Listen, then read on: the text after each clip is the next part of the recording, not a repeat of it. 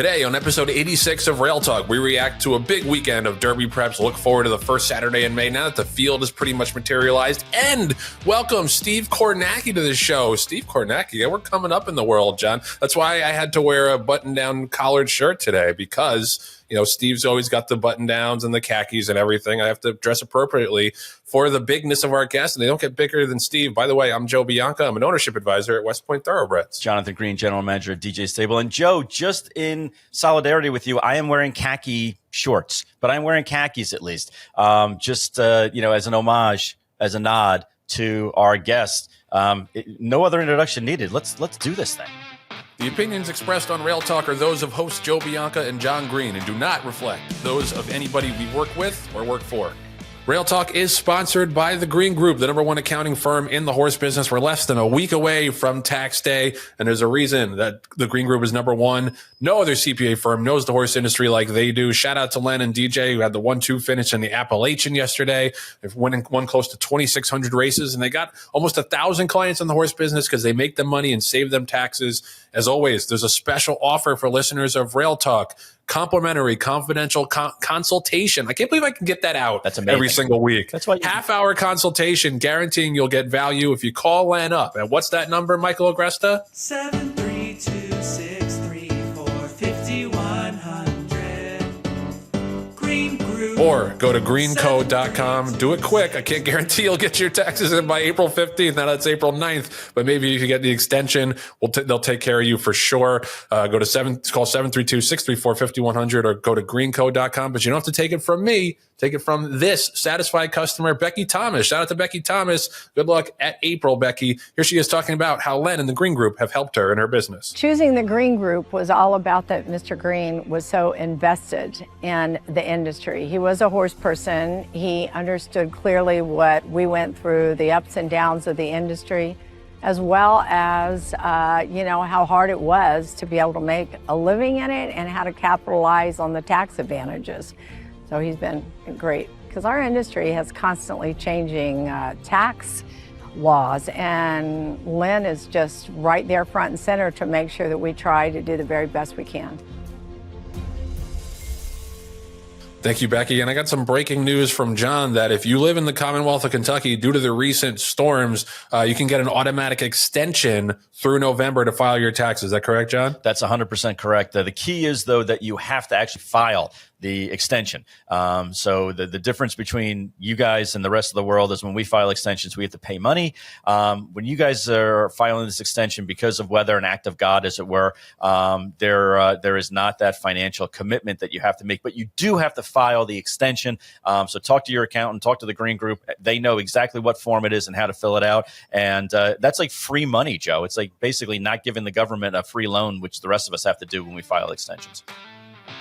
So we are so thrilled and honored to bring this next guest to the Rail Talk studio. He is the national political correspondent for NBC News. You see him do all of his statistical analysis for the elections and for NBC Sports. Steve Kornacki, welcome to the show. Joe, John, great to be with you. Thanks for having me on. Oh, I'm so stoked to have you. This is we've crossed paths a little bit because you're a West Point partner, but I've always wanted to have you on this show, and no better time to do it now than 3.5 weeks before the Derby. But before we get into the Kentucky Derby talk, you just signed a new contract to expand your reach across NBC News and NBC Sports and leaving MSNBC. Can you just tell us a little bit of that? Like, how are people's viewing experience of you going to change? Listen, I'm pretty excited for it, and I guess. Two parts of it. I guess one is sort of, election stuff is going to be, I'll keep doing election nights if people have watched that before. That'll be, on kind of the main network, NBC, when we start up with those again. And, they're going to somehow, I do podcasts like this here and there, and I give out my, my picks for horse races, and somehow apparently my bosses haven't been listening because they're letting me do the Kentucky Derby and the Preakness still. So they saw my track record on some of these. They might have second thoughts, but no, to me, that's like the best thing that's kind of, the luckiest break I kind of got, I just think, is the last few years getting to transition into the sports side and we got 2/3 of the Triple Crown, we got the Breeders' Cup, and we got Royal Ascot, and getting to be a part of those has just been like a super, super cool thing. Yeah, well, just a quick follow-up. I think you had like a Jamal Adams situation today where like you tried to swipe your card. Yeah, how do I know this new contract is real and actually went into effect? Well, I showed up at 30 Rock today. I took out this badge I've had for like 12 years. You swipe it through the security thing to come in, and I'm getting the error message. And so like 3 or 4 times in, I start, I'm like, should I kick this thing? I'm starting to, starting to get a little testy. And the security person's like, are you sure you work in this building? And yeah, it turns out they switched my badge to a full like NBC thing. So unfortunately, I kept you guys waiting while they printed a new one for me. All good. It's a good reason. It's all good. And kudos to you for not being a diva, being like, don't you know who I am? Because exactly. Like when I walk into my deli and they put tomatoes on my sandwich, I'm like, don't you know who I am? I'm Jon Green. I have a podcast. God damn it. And anyway, I've learned if you say that, they guess wrong. So Steve, you have picked horses in the Derby, and I know you're being very modest by saying my picks aren't that good. Your picks are better than Eddie Olachek. So that in itself is. I'm careful now. is a good bar. But you've been watching all the preps. You've been watching a lot of the races that have been coming down the pike. Are there a couple of horses that you are enamored with, you think are going to, handle the Derby between the crowds and the distance and everything like that? Who are you like rooting for, looking forward to seeing run the first Saturday in May? Well, I've got one I'm rooting for, but I don't, I'm realistic about the chances, I think. The one I'm rooting for, I love the Wayne Lucas story and, see him get American Promise in there. I was thinking he might have a couple in there, but I guess that's sort of fallen off here. But, I guess the one thing I'd say in American Promise, if I want to, try to make a case with my head and not my heart, it would just be, seeing a lot of, closers and horses coming from off the pace doing well in a lot of these preps. And there's a horse, American Promise, who I think, wants to go, forward, has to be, forward. And you get into the Derby situation. I mean, I know you guys have talked about this, obviously, Sandman, you're going to be coming from off the pace. So, but you've talked about the perils of, 20 horses and traffic and things can go wrong and all that. So, just maybe somehow American Promise is sitting up there. But, I've been dreaming of the next Lucas Derby win for 26 years and it hasn't happened yet. So, but more realistically, no, look, like, I mean, who doesn't, who isn't like kind of floored by journalism? Yeah. And I even was a little bit, okay, let me see it again is kind of what I was thinking after that first one. And I've seen it again. Okay. But again, like I do think, running in those really short fields out in, on the West Coast, I could see journalism having a little bit of a traffic problem maybe in the, in the Derby. He just hasn't really had any issues because of the nature of those races out there. Right. And then there's this sort of the stories that I really like. I mean, you guys, honestly, I'm not just saying this because I'm on the podcast. I think Sandman, is a great story. I think, Coal Battle is a super fun story, with Lonnie Briley. And even, I'm a little partial here because, I happened to see, it was it must have been the Risen Star, right? When, Randy Moss, like an hour before the race, said he had noticed something in Turfway Park in, like a maiden race about Chunk of Gold and the closing time. And he's 43-1. I said, well, if Randy saw it, I'm putting money across the board on Chunk of Gold. So, I had a terrible day, Risen Star day, but I made money on that race. And so because of that, Chunk of Gold got a place in my heart. Yeah, no, and he's that kind of horse who could clunk up for third or fourth for sure at a big number in that race. You mentioned Randy Moss. Obviously you have been playing the horses and following racing for a long time, but I assume that you've learned a lot from sitting, in close proximity to him and Jerry Bailey and that crew. Like, what's some of the stuff that you've picked up from them that maybe has helped you in your own handicapping and analysis? Oh yeah, it's incredible. The experience. First of all, it's like doing these productions for NBC. There's the sports stuff. It kind of like blows my mind the prep that goes into and the teamwork that's part of that prep. I mean, they'll sit there, they'll have everybody on air, every producer, editorial person, kind of in the trailer for 3-4 hour meeting. 2 days before, going through every aspect of the show. And you understand what's on everybody's mind, how they want to put it all together.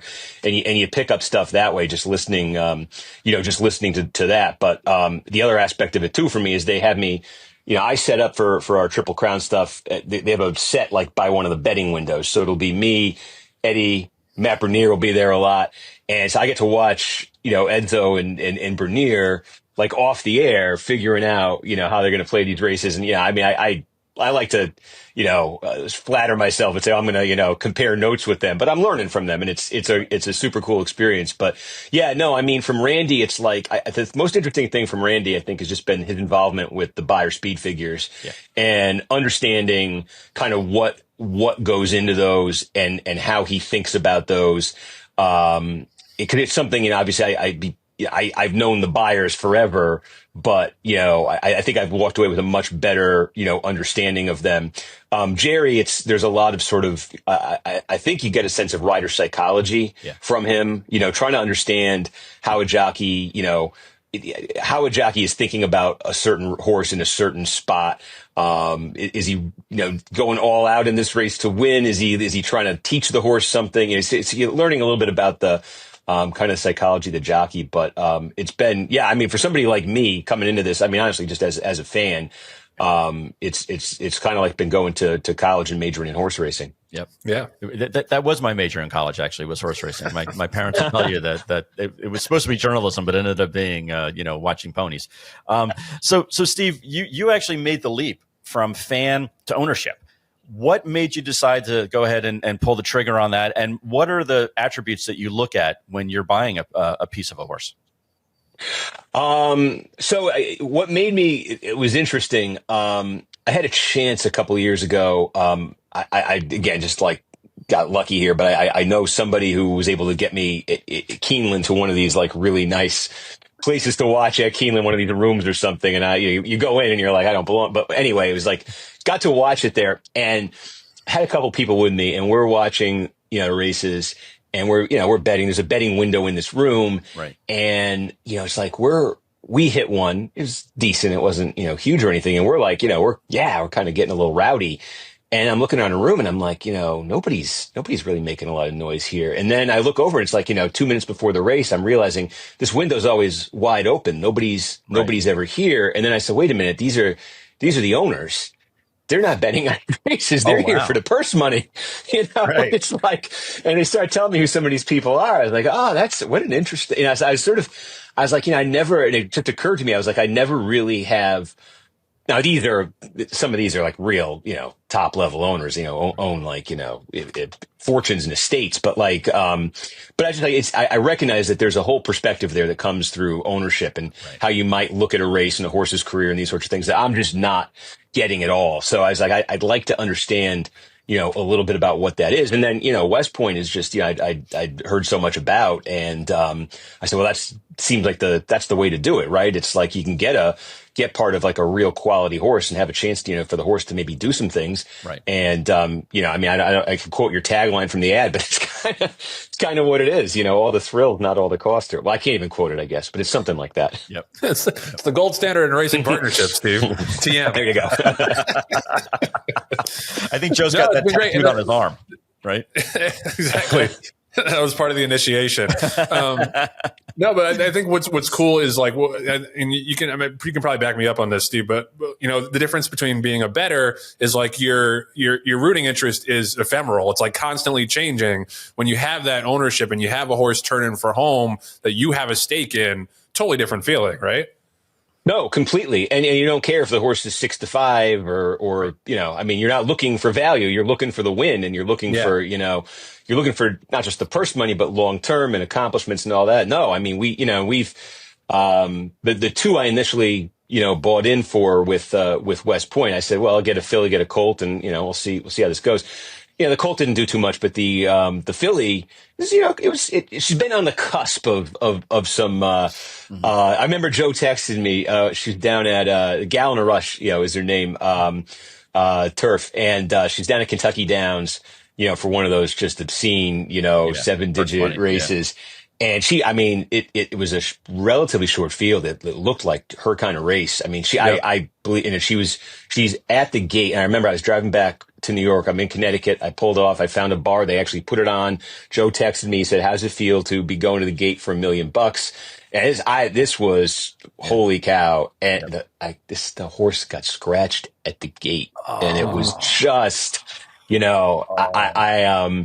she would have, Joe, I assume she would have won that race. I mean, the way it's set up, a closer won it. She was the closer. It was just, Yep. but that was, I mean, that's part of it. It's just, you have the whole career and, you try to come back from that and there's other spots, and she won a stake last year, up at Woodbine. But yeah, and then when she finally did, it was a long time coming when she finally broke through at Woodbine last summer. What a rush that was. Yeah. She did it exciting. She came last to first in the stretch, but like just to finally get over that hump. Yeah, no doubt. And she's still going good. She's a 6-year-old now, and she's earned over 440,000. So she turned out to be a pretty nice horse. I have a question for you about, your feeling about the general health of the industry, because you get to see it like at its absolute best when you're at the Derby, all the fanfare, all the excitement. We put on a great show in those cases, but obviously the health of the industry is not in the same, it's not as robust at some of the smaller tracks, and even some of the bigger tracks like Santa Anita and down at Gulfstream. I don't know how closely you've been following those stories, but just from someone who gets to see it from a lot of different perspectives, it's a general question, but what's your feeling on the future of racing, at least in the near term? Yeah, no, I mean, I follow it, and it's watching what's happening at Gulfstream, it seems like, certainly from my vantage point, it seems like just the very long, slow, steady demise of Santa Anita and maybe California racing altogether. And you just think of, it's a sport that seems to be in contraction mode, certainly in those places, though you do look at like Kentucky, and, you see Kentucky and Arkansas, I guess it's through the slot money, right? But the states both kind of making a big commitment there, and you could see a future in those places. New York, you could be optimistic because you got the new Belmont opening, next year, I guess, and, see what that does. I guess my overall experience has been sort of like, recognizing my interest in this, among people my age, friends, folks growing up, I was always sort of the outlier. Right. So that's it. What did it take? I'm always trying to think, what would it take? Because you see these, got so many friends now who are into, everybody, right? They were into fantasy football 20 years ago. Now they've switched to, 8-leg parlays, for $2 on an app. But, I'm like, they're sort of naturals in a way for horse racing when you look at what they're doing. And I think the barrier to entry for somebody like that is just is a lot to learn. It's a lot to learn. The structure of the sport's confusing. If you're, you get into baseball, it's okay. It's 162 games, make the playoffs, World Series. There's a very clear thing to follow. And in horse racing, it's like, well, there's the Triple Crown, there's the Older, there's the Turf. Right. There's just workaday claiming races all over the place. And how does this all fit together? And, so I think there's that, trying to understand what these different race levels are. It's like, trying to explain the program to people. I just think it really takes some effort and some commitment to get into it and get over that hump where you're kind of like, all right, I get this now. And I wonder, like, I do feel like there's got to be more. A simple thing to me has always just been like, make these past performances available to everybody. Yeah. You show up, you get it. They give you a card with the name of the horse on it. I'm like, thanks, that's worthless. Like, right. Right. Yeah. No, exactly. And you mentioned the politics of horse racing, whether it's in Florida or what's going on in California or New York, et cetera. And Joe and I like to think that we're quote unquote experts in horse racing, but I'll be quick to say that I'm a novice when it comes to, a neophyte when it comes to politics in general. But I'm watching you because you're able to break it down and delineate it. So a knucklehead like me can understand what's going on in politics. How do you bridge that gap to be able to talk to a general audience where there's people that really want the granular information about what's going on to the novices like myself when you're explaining about a race in Nebraska, for example? Yeah, I'm not always, I think I'm guilty a lot of times of going, of probably swinging and missing when it comes to that. But that's the challenge. That's the object. And that's the name of the game. And the thing I'm always trying to think of now is the things I'm mindful of are not too many numbers at once. Try to find a number. A number and a number to compare that number to. Right. And just make the point around that. So what I've kind of settled on, like on election nights, the that I think has worked pretty well is just, all right, we're going through the map. We're going through, these states, these counties within states. There's 3,143 counties in the country. It's dizzying to people. We're not going to get through them all, obviously, on election night, but they're all going to be important in some way if I show them on the air. So how do you make this thing instantly meaningful to somebody? And to me, it's just as simple as I just want to show people, okay, we're in, Smith County. What was the result in the last election, 2020? Right. And what are we looking at tonight? And show people as we reveal one county after the other, is there a pattern? And that's what we were, in 2024, last November. I mean, that was, if folks were watching, I think it became pretty clear pretty early that the pattern was like 95% of these counties Trump was improving by, 3, 4, 5, sometimes 10 plus points. And in very, very few was Harris improving. So, we didn't call the election until I forgot what time it even was. Those nights are a blur to me, but for hours, I feel it was me up there saying, and look over here, 4 years ago, Biden won this by 2. Tonight, Trump's won it by 5. And it's a county nobody knows anything about except people who live there. But so that's what I try to do. Got it. Yeah. Well, and just I have a somewhat of a follow up on that. I think what you've carved out this niche that it's really important because I think so much of cable news has become opinion journalism. And whether it's one side or the other, that people I think are crying out for like an authority, for like a trusted, dispassionate source. And I think that's you on election night for people, where people can like cut through all the other bullshit and say, well, here's what Kornacki says the numbers are. Has that always been your lane? Have you ever had any difficulty leaving like your personal political opinions out of your coverage? Or has that always kind of been what you've done and what you've wanted to do? No, I've always been like this. It's the funny thing. It's like I think when you talk to sort of like the sort of intellectual critics of journalism and media and all that stuff, they always use the term horse race journalism as like a pejorative. And no, I'm like, I can do both. Yeah, sign me up. Because I've always felt, it's what got me interested in the first place. I was interested in elections specifically, and just trying to understand why one candidate was winning, why one candidate was losing, what the vote patterns were, all these things. That's what always, kind of interested me. That's what kind of brought me in from a young age. It brought me in really at the same time that I was like, when I think back on it, I'm a kid. I'm old. So I remember we got the newspaper delivered, to our doorstep every morning. If I would go out, get it with the Boston Globe. Page 4 was baseball stats every day of the season, inhale those, get the NBA stats in the winter. Horse racing got in there. My uncle started taking me the track. I loved reading those programs. And then at some point, there was, I think we had a class project or something on a governor's race. And, I got drawn into that. And then that kind of became part of it too. So no, I've always been interested in trying to understand that and kind of share that. So it really just grew out of that. Right. John, go ahead. Ask your stupid question. All right. So I prefaced the team by saying I'm going to ask a really stupid question, but hopefully Steve will be patient with me. Okay. So I'm watching you on election night, and you happened, I don't remember what state it was, but you were like, I'm going to use Nebraska as an example. You're like, okay, well, 2% of the vote is in this county in Nebraska, and we have a projected winner, and it's Trump. And I'm like, wait, there's 8 people who voted. How did he get? So explain to an idiot like me, how did you get such a small sample and know, and you were right, but I mean, how did you know at that point, 10 minutes after the polls opened, that area went red? Lucky guess. Come on. No. What happens in those states, it depends. There are some states where they have the exit poll going on, and it's the exit poll is going to be so overwhelming they can pretty much do it on that. But generally in these states, if you're saying like a Nebraska or something where you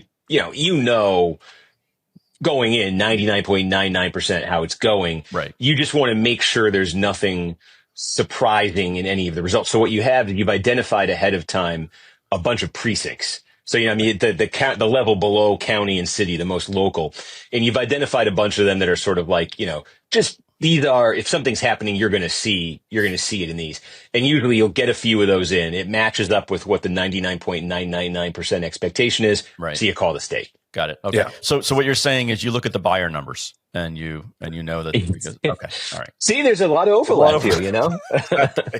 Well, that's that'll lead me to my last question. I'll just bounce back to racing for a second. You're going to do a lot of handicapping for the Derby. It's obviously the most over handicapped race in America, in the world. Do you take any kind of a different approach for the Derby because it is a 20 horse field? There are a lot of variables coming in, or do you kind of like when you open the form? What's your first instinct? What's the first thing you look for, and then does it change at all for a race like the Derby? Yeah, I mean, I was, and I'm wondering if I'm going to kind of stick with it this year, but I since the point system came in, it's about 10, 12 years ago, 2013, I guess, the trend had seemed to really be to favor the front runners. And the speed was holding up much better. And there's all sorts of theories about that, fewer sprinters in the race, things like this. Mm-hmm. So yeah, I mean, I've definitely been looking for a horse that I think is going to be forward, just a couple lengths off the lead, maybe, most recent derbies obviously have thrown a little bit of that, I was downgrading like, a horse like Sierra Leone. I was downgrading, okay. In the past. I'm not sure what I'm going to do this year, but that's been my approach. Okay. Gotcha. And then, Steve, my last question is actually one from an audience member, which is, what statistics will you be sharing with the audience that mean the most to you? Is it post position? Is it jockey trainer connection? Is it a key race that somebody won? What's the most important stat that you feel like when you're handicapping these the Derby? Yeah, well, it's funny. We had one last year. I mean, this is the most basic one. We had a thing last year built around the buyers, and, Mystic Dan had that 101. I think it was Fierceness had the highest buyer coming in, right, with the 110. Yep. And Mystic Dan, I think, had the second highest at 101. And we did a thing, and it was one of those, we didn't realize it till after the show. We were like, this was the whole story. It was like, here's the buyers. Fierceness is either going to win this race or finish up the track. Right. And if you get beyond Fierceness, by the way, here's this horse at like 18-1 that's how I wish I sold it on the air. Instead, I was like, well, you see Mystics. But we put the list up. We had done it. We said no horse. I think the number had been, I think you took Rich Strike out of it or something. Yeah.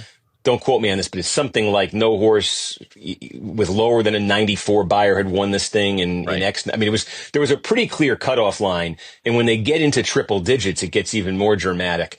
And there was Mystic Dan just sitting there. And I kind of discounted, I guess, as a wet track thing or something. Mm-hmm. But, we're definitely doing something, obviously we'll be a year too late, but we'll be doing that hit again. Got it. Great. Well, can't wait to watch. Can't wait to see all the coverage. You guys do an unbelievable job. Congratulations again on the new contract. And thanks for joining us, Steve. This has been so much fun. No, thanks, guys. Sorry again to keep you waiting, but it was a blast. Anytime. We'll see you at the Derby. All right. Sounds good. Rail Talk is sponsored by Epic Insurance Brokers, one of the nation's top retail insurance brokers and the official insurance broker of Derby contenders, Sandman. They provide expertise across key lines of insurance like property and casualty, employee benefits, unique specialty insurance. Our man, Chris Moore, leads Epic's equine specialty practice.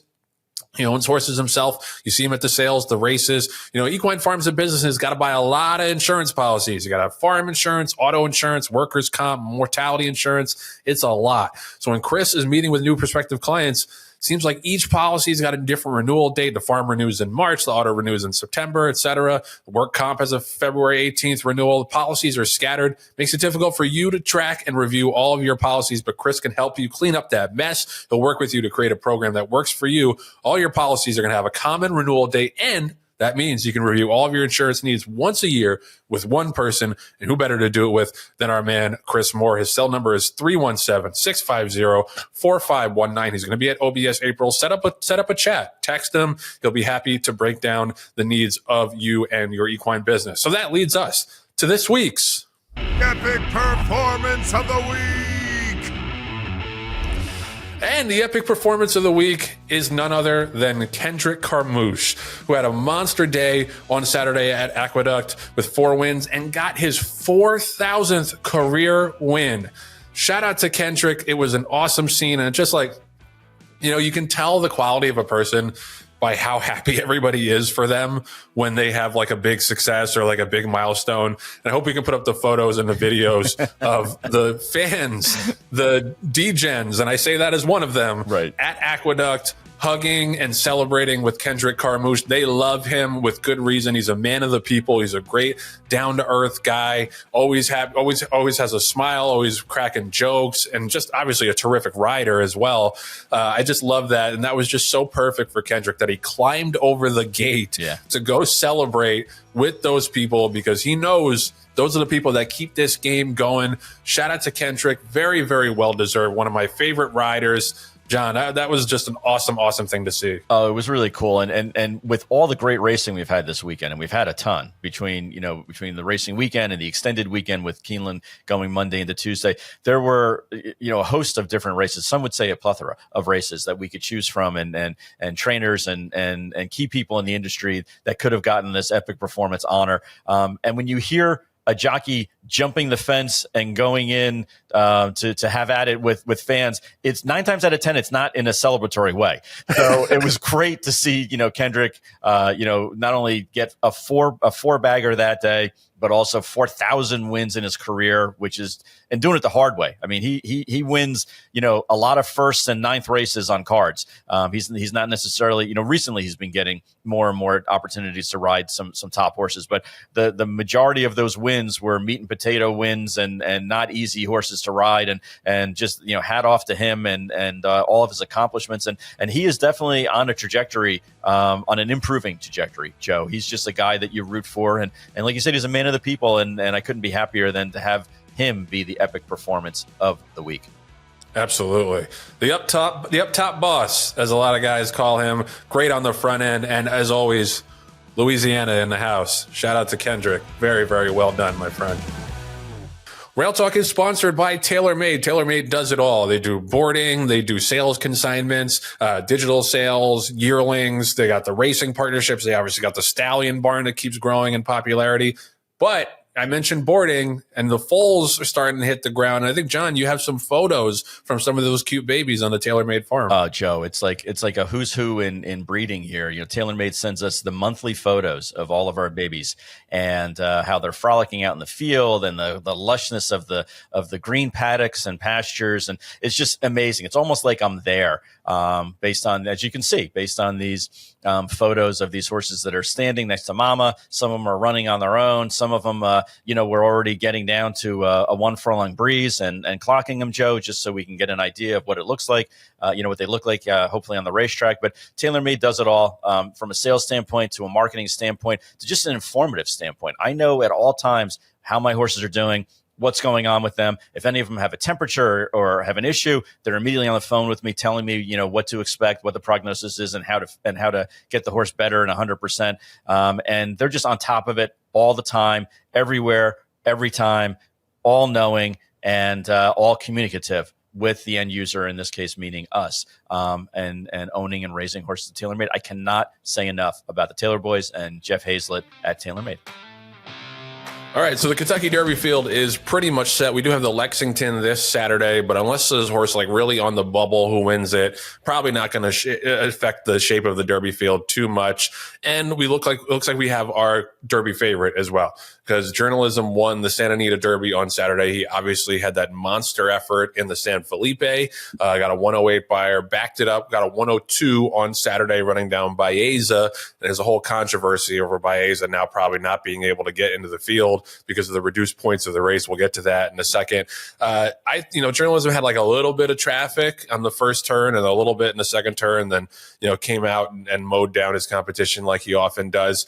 And listen, he has done absolutely nothing wrong. He's the fastest horse going into the race. My only potential critique and caveat from his record so far is if you look at the field sizes he's run in, exactly 5 horses. He did run in a 10 horse field when he broke his maiden at Del Mar, but then 5 horses and 5 horses. So while he probably has the most talent at this particular moment, and it doesn't seem like he needs the lead or needs to be way far back, so he's got some versatility. I just wonder, and I would be hesitant to take a really short price on a horse entering a 20 horse field off of 4 of his 5 races being in 5 horse fields, where it really, like, you can't recreate the experience of running in the Derby field. That's my takeaway. No disrespect to the horse. He's obviously going to be a deserving favorite, but I don't know. That's just something I had my eye on because, coming out of those Santa Anita preps, the quality is great, but the field sizes are small, and it's not a great. I don't think that's a great preparation point for the Derby. John, what do you think? Well, I think you can look at it two ways, Joe. Certainly, I think that through your lens, there's a lot of merit, as far as numbers. And no horse is going to go from any prep to be able to replicate a 20-horse field like they're going to sit in the Kentucky Derby with 140, 150,000 people yelling and screaming and all the amping up of energy that goes on with the Kentucky Derby. What I will say is that even though they were 5-horse fields, his racing style, his running style, journalism I'm talking about, was counterintuitive to what I would say normal California racing is, which, you get the Bob Baffords, for example, horses where they go right to the front.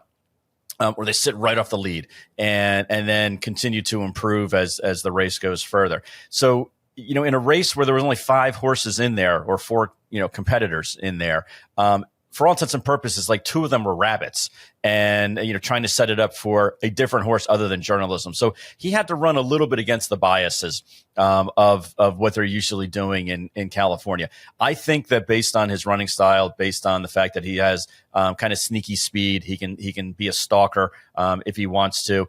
And the fact that he's bred to run all day long. I mean, he's bred to run from Santa Anita all the way to Louisville between, Curlin on top and Uncle Mo on the bottom. So the distance isn't going to be an issue for him at all. But I think rightfully so. He's going to be the morning line favorite.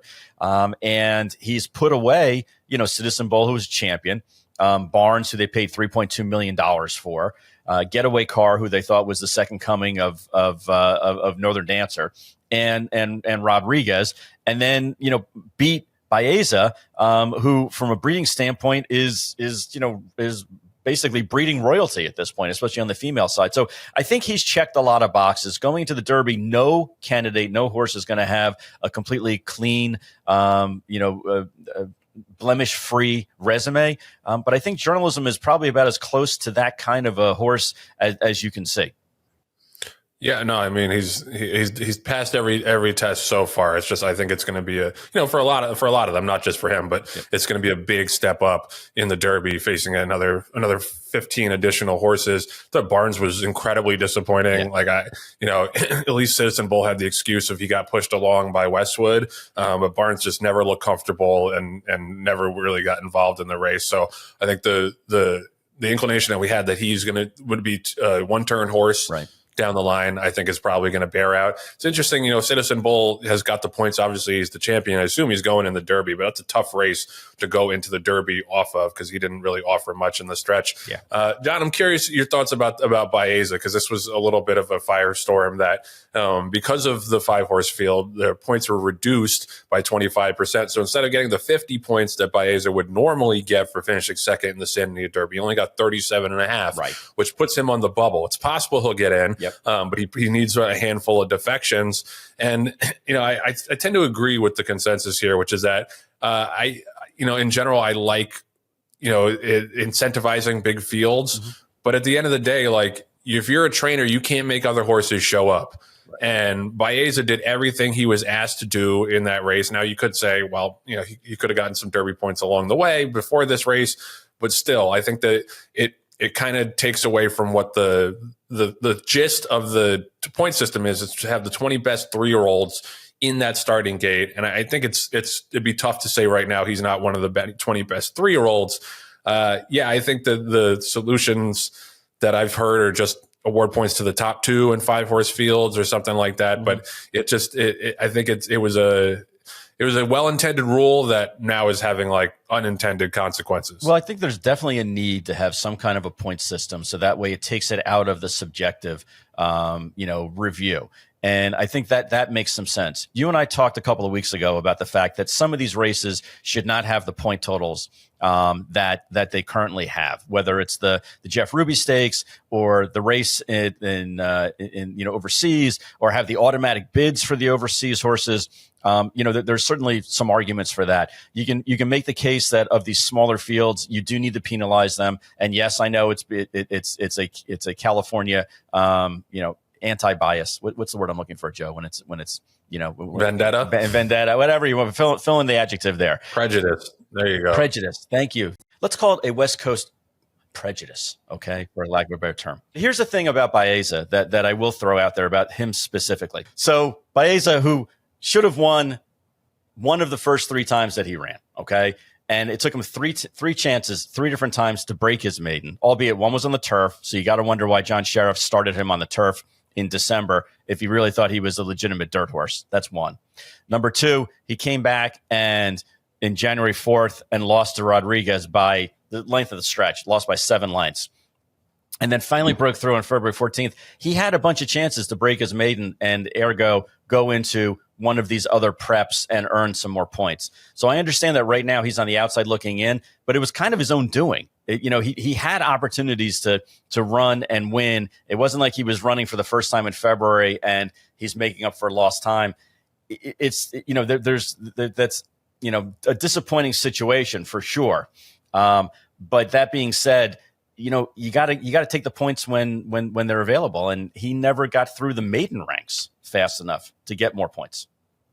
Yeah, but the problem, the crux of the issue is if they hadn't reduced the points, he'd be in. None of that would have mattered. Yeah. If they had kept the initial points, he'd be in the Derby field, and it doesn't. So why not? I don't know why we're punishing the trainer of the horse who entered. Right. It's like it's not his fault that the race only drew 5 entries. Like people have suggested this is like an anti-Bob Baffert thing.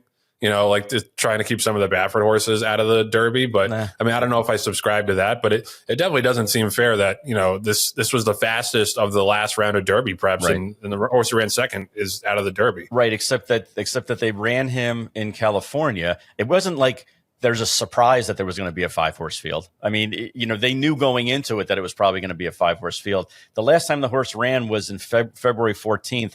If they were really worried about it being too small of a field and not getting enough points, they could have done what Rodriguez did and send the horse to New York, or they could have done, what they did, in Oaklawn and send the horse to, against Sandman and that group. There's a plethora, as you like to say, Joe, a plethora of Derby preps. They opted to keep them home, which is their prerogative. But because of that, there's going to be unintended consequences based on the discounted points. Look, I think at the end of the day, my prognostication is that Baeza is going to be the last horse in the draw. I think he's going to get in anyway. So this is kind of all much to do about nothing. Statistically saying that at 3 weeks going into the Derby, there's usually 3 horses out of the top 20 that defect for one reason or another. So if he's, third on the AE, for lack of a better term, then he should be able to draw in. Would I want to be in that position? No. But they had other options. They had other options that they could consider, other than just leaving him at home. And to me, and maybe I'm being silly by saying this, but to me, I think they were like, we're not really sure he's that good, that he's good enough to be considered a Derby candidate, or they would have got him on a plane somewhere else, because there are lots of opportunities to go from California to all these other points of interest, where there are other Derby preps. Well, then he'd have to ship across the Rockies. Remember what a thing that was with Zenyatta when she almost never traveled, and it was like, well, you don't have to fly over the Rockies. Exactly. Exactly. But anyway, I think it'll work out in the end. But just moving on real quick to the other 3-year-old preps from Saturday and actually yesterday, Tuesday. John, you mentioned Rodriguez went wire to wire in the Wood Memorial. We had a horse in that race, Statesman, who didn't really pick up his feet, but it really, there were some horses that made up a little bit of ground. But I thought, once Rodriguez was able to set that kind of pace, he's probably going to be the best horse in that race, and he proved it. Yep. Adds more speed to the race, and then I think so does yesterday's result in the Bluegrass with East Avenue running second. Right. And I was happy to see East Avenue bounce back after a really, really bad race in the Risen Star, and he was best in that race. Like, he shook off all of the pace players, and it just got run down by Burnham Square. I thought that and shout out to Ian Wilkes, who won both grade 1s yesterday. Mm-hmm. I just thought Burnham Square with that kind of setup, he should have won that race by open lengths if he's a Derby contender. And I thought East Avenue was best. And the fact that he just ran him down, East Avenue would jump back to his left lead because he was so tired in the last 16th of a mile. I thought, there's nobody I really want out of that race going into the Derby. No, I concur, Joe. And the bluegrass usually is the springboard for a lot of these Derby contenders. But when they went the first quarter, they went in 22-4, and then each subsequent quarter got slower. They went the next quarter in 24 flat, the next quarter in 25 flat, the final full quarter in 26 flat, and then 13-2. So they were all laboring. And I know it was an exciting finish in the sense that Burnham Square just got up by a nose after being bumped at the start, circling wide, and I think posted a pretty good buyer number, primarily because of all the trouble that he got into. I think it was 96. 96. Yeah. 96, yeah. So again, that horse continues to improve. But as somebody texted me yesterday, there's nothing to see here, nothing to fear here. And I think that's probably true. I was happy to see that East Avenue held on for second because from a personal standpoint, I'm excited that there's another speed horse that's going to be in the field. It's only going to help from a selfish standpoint, only going to help us. And then, you look at the Wood from earlier in the weekend, and certainly Rodriguez had hit the board in a number of races out in California. I was actually more impressed with Grande. I thought Grande continues to improve, continues to get better in only his third start of his race. And it was nice to see Dylan Davis, ride another good horse, and almost stole the race, until the end, and then kind of the talent went on from Rodriguez. But I think if you're looking at who the top candidates are, I think you start with journalism. You're looking at a horse like Tistastic, Tappan Street, not Tappan Street. You look at Sandman, maybe, Maybe. and then Coal Battle. I think you have to have it, kind of in your exotics, because again, God bless the trainer of Coal Battle, Lonnie Briley, who in his interview said, that he was definitely one breeze short. But he also said something I thought was really funny and maybe it was under discussed. And that is, he said, I was one breeze short and I just wanted to make sure he came out of this race sound. And I was like, Lonnie, don't say that. Don't say you hope that the horse comes out of the race sound. But anyway, he is a breath of fresh air as far as his honesty and forthrightness. I think we can all take a lesson from that. And Joe, just for those of you who are scoring at home, much like the points in our Derby contest, the points in the Stone Street Lexington mean absolutely nothing, because the top point getter would be 20 points. And I was surprised to see that not one horse in that race, not a one, Joe, has any Derby points going into the Lexington. It's almost like why run in that one other than maybe it's a grade 3 and you want to get some black type. But good. It's a good springboard for the Preakness if that's your goal. Right. Yep. That's legit. I'll give you that one. Absolutely. But yeah, there's not gonna be any change in the leaderboard of our contest first and foremost, most importantly. And of the Kentucky Derby. So basically at this point, it's whether or not, you get defectors, whether or not, I think Luxor Cafe has stated that they are coming. Admire Daytona, I know, made the $6,000 Triple Crown late supplemental fee payment. So they are definitely coming. And I think Heart of Honor also did that, but I don't recall if Heart of Honor is also going to accept the automatic bid for the Kentucky Derby from Europe. But then immediately thereafter, you have Built with the Eclipse Award horse, Neoquist, who is Safi Joseph's horse, and then Baeza and then a bunch of others that are hoping that there's a bunch of defections atop the leaderboard. I'm just glad that we're safely in the field with maybe Sandman. Maybe. Sandman. We should get new shirts printed up that say Sandman. Maybe with a big question mark. Yeah, exactly. We are down to our last handful of Sandman shirts. I know. I was going to say, shout out to John for sending all those out. I know a bunch of you have requested them. I know some West Point partners have requested them. So just like to thank John on everyone's behalf for taking care of that. I made fun of you when you got 200 printed up, and now look. See, I told you. Down to the last bit of the inventory. Yep. And yeah, so if you're a 2X or a 3X or a small, we have a couple of shirts for you. Otherwise, you got to wait for the next batch to come out. You got to wait for the Kentucky Derby Sandman shirts that are coming out, and we may have to charge you for those. Yeah. No, John learned his lesson this time around. Just a real quick on some of the other races from the weekend.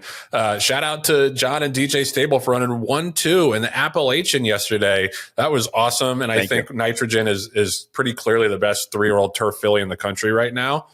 So that should set her up really nicely for the Belmont Oaks and the Saratoga Oaks and all that good stuff. And the Edgewood. Or maybe a Royal Ascot trip? No. Okay. Just checking. You don't want to go to a coronation or anything. No, I don't look. I look like a penguin in a top hat and tails. And I've been told that before too. Not by penguins, but by people. So that's really exciting. Shout out to Mark Cassie for La Cara winning the Ashland, Grade 1. He had a career in a week, didn't he? Yeah, no, that was awesome to see. Her race notwithstanding, I just have not been impressed by the 3-year-old fillies so far this year. Like Good Cheer has obviously the horse to beat and is undefeated for a reason, and Lacara is capable of a really good race as she showed. But you look at the other races over the weekend. Tenma won the Santa Anita Oaks, got a 75 buyer. Ballerina Doro won the Gazelle, got a 79 buyer. I don't know. I just think a lot of years that the fillies are a little bit ahead of the boys at this point, or at least more impressive than the boys. But this year is the opposite. I just think the filly race, if you got an idea, if you got a price idea in the Oaks, take a swing. Because other than Good Cheer, I don't think that there's anybody that you really need to be super afraid of on Oaks Day. But yeah, that was just my reaction. But yeah, burying the lead a little bit, 1-2 in the Appalachian for John and DJ Stables. Thank you.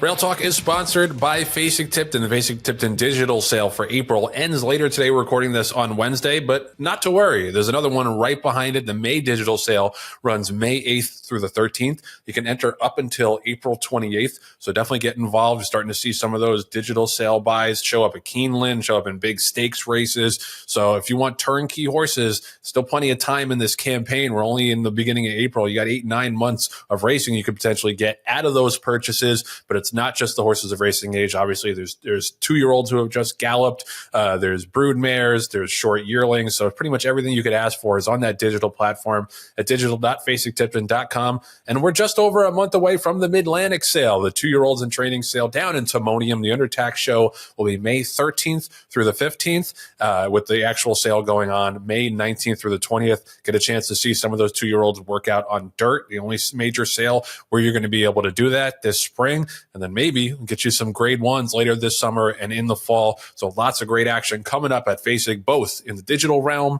and the brick and mortar sales. All right, it's time for the Mage Rage Derby contest update, sponsored by our friends at Airdrie Stud and Mage, who is available for $25,000 stands and nurses as his stud fee in 2025. Pretty damn good bargain, if you ask me, for a son of Good Magic, who won the Kentucky Derby and is out of the mare who has produced Dornock, Mage, and Baeza, who should be in the Derby and maybe will be in the Derby. And if so, that she'll be the first mare ever to have 3 consecutive runners to start her career run in the Kentucky Derby. That's pretty damn awesome. And so, all the Blue Hen mares over the years that we've seen, to have that accomplishment would be an incredible feather in her cap, and be a feather in your cap if you get in on the ground floor of the Mage babies, because he's only going to grow from here. His book is only going to grow from here. He's only going to grow in prestige. Just look at the family. To me, this is a sure thing. So shout out to Airdrie Stud and shout out to Mage. He should be on your mind as we approach the Kentucky Derby. Okay, let's look at the update for the contest. Sam starting to pull away a little bit. Had a big weekend. Journalism gets her 75 divided by 10, 7.5 points. East Avenue running second in the Bluegrass gets her 5 points.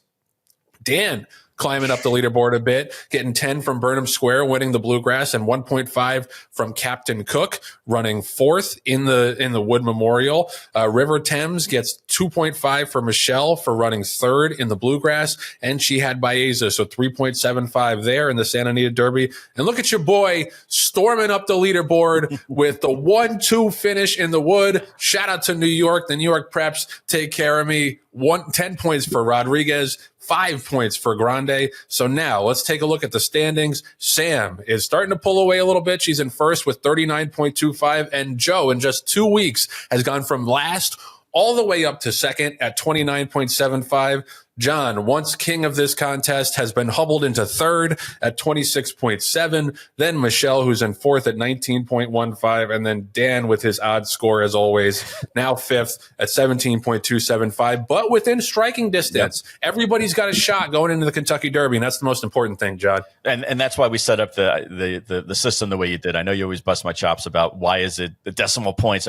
It's for this reason exactly. So everyone's got a fighting chance. Even Dan, who did such a shitty job in the initial draft and didn't know half the horses that we were picking, even he has a puncher's chance of getting the points. And Joe, just going back to Mage for a quick second, just to kind of pull back the curtain a little bit, we are actually breeding our third mare this year, Bedtime for Buffy, to Mage. She's going to be bred either Saturday or Sunday. We're not sure. We're still waiting for the hotel reservations to come back as to which day they're going to get together. But basically, DJ is breeding our third mare to Mage in his second year of standing stud at Airdrie, and we couldn't be more excited than to be supporting a horse like that. That alone is an endorsement and a stamp of approval that John and DJ are sending mares to him this early in his career. So you definitely should get down with your mares as well. Set up those hotel reservations, as John mentioned, maybe a nice dinner or two, keep it classy. And John, by the way, it's just a multiple. If you had kept the regular points, everybody would still have the same chance. It's more fun making you do math. It's like a beautiful mind. It's like I can see you and Russell Crowe going, as the numbers are all like, percolating around your head. It's all in good fun. But kudos to you, Joe, for coming out from the back of the pack all the way up. It's a good thing we did that second round draft where everyone could kind of reshuffle and get some new inventory.